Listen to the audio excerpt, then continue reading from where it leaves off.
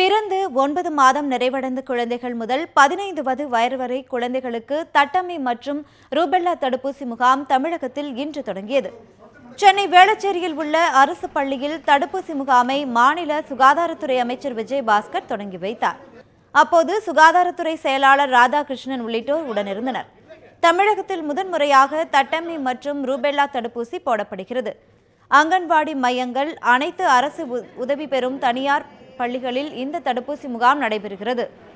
தமிழகம் முழுவதும் 1,80,00,000 குழந்தைகளுக்கு இந்த தடுப்பூசி வழங்கப்பட உள்ளது.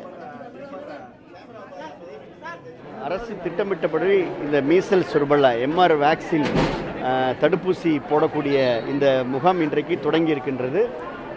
இன்று மட்டும் 12,000 இடங்களில் 12,000 முகாம்களில் இந்த தடுப்பூசி வழங்கப்பட்டு வருகிறது. தொடர்ந்து திட்டமிட்டபடி 1,80,00,000 குழந்தைகளுக்கும் 9 வயதுக்கும் மேற்பட்ட 15 வயதுக்கு உட்பட்ட குழந்தைகளுக்கு இந்த தடுப்பூசி போடப்படும். முதற்கட்டமாக பள்ளியில் இருக்கக்கூடிய குழந்தைகளுக்கு, அதற்கு பின்னாலே அங்கன்வாடி குழந்தைகளுக்கென படிப்படியாக திட்டமிட்டபடி இலக்கு எட்டப்படும் என்பதை உங்களோடு பகிர்ந்து கொள்கின்றேன்.